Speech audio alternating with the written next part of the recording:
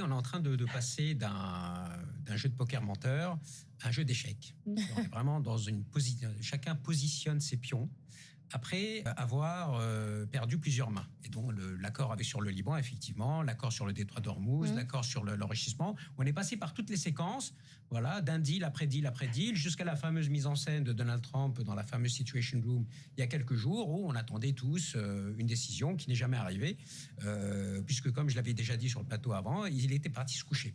Aujourd'hui, on est plutôt sur une partie d'échecs où on va positionner et là aller en force. C'est-à-dire là, on sort les cavaliers, on sort la tour.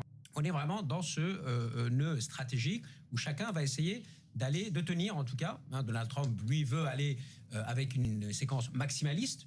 Et on verra bien, en diplomatie, vous n'obtenez pas toujours ce que vous voulez.